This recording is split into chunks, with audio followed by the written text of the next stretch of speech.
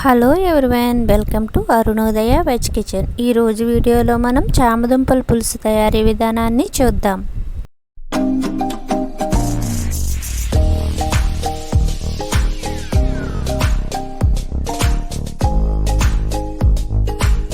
ఈ చామదుంపల పులుసు తయారీకి ముందుగా 1 కేజీ చామదుంపలను ఈ విధంగా శుభ్రంగా వాష్ చేసుకుని అట్టే పెట్టుకోవాలి.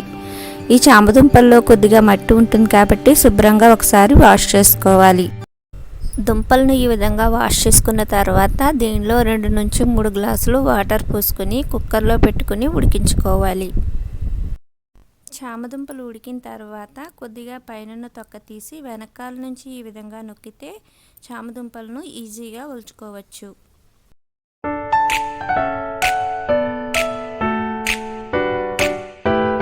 వీటిని ఈ విధంగా తీసుకున్న తర్వాత దుంపలు పెద్దగా ఉన్న వాటిని ఈ విధంగా మధ్యకి కట్ చేసుకోవాలి.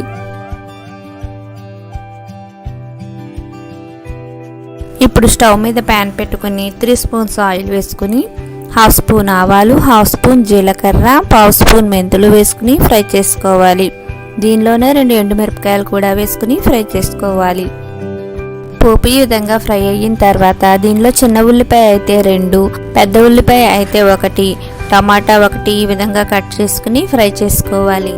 ఉల్లిపాయలు టమాటాలు తొందరగా మగ్గడం కోసం కాసేపు మూత పెట్టుకుని అట్టే పెట్టుకోవాలి. మా వీడియోస్ మీకు నచ్చినట్లయితే please like, share and subscribe my channel. పక్కనే ఉన్న గంట సింబల్ నొక్కితే నేను వీడియోస్ పెట్టగానే నోటిఫికేషన్ వస్తుంది. టమాటాలు ఉల్లిపాయలు కొద్దిగా ఈ విధంగా మగ్గిన తర్వాత మనం ఒలిచి అట్టే పెట్టుకున్న చామదుంపలను దీనిలో వేసుకుని కాసేపు ఫ్రై చేసుకోవాలి. చామదుంపలని ఈ విధంగా కాసేపు మగ్గించుకోవడం వలన చామదుంపలు కొంచెం జిగురుతనం తగ్గుతాయి. చామదుంపలు కాసేపు మగ్గిన తర్వాత దీనిలో నిమ్మకాయ సైజ్ అంత చింతపండును నానపెట్టుకొని ఈ విధంగా చింతపండు పులుసుని తీసుకుని వేసుకోవాలి.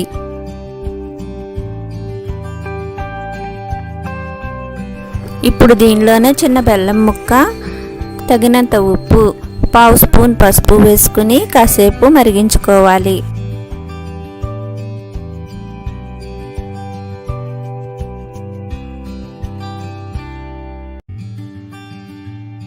పులుసు ఈ విధంగా మరుగుతున్నప్పుడు దీనిలో 1 స్పూన్ ధనియాల పొడి, 1 స్పూన్ జీలకర్ర పొడి, 1/2 స్పూన్ కారం వేసుకుని కలుపుకోవాలి.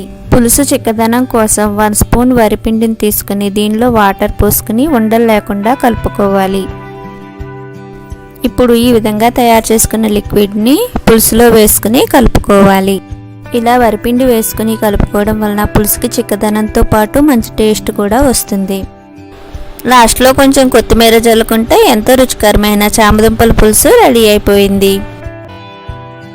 అంతేనండి, ఎంతో రుచికరమైన చామదుంపల పులుసు ఏ విధంగా తయారు చేయాలో చూశారుగా. మరొక మంచి వీడియోతో నెక్స్ట్ వీడియోలో కలుద్దాం.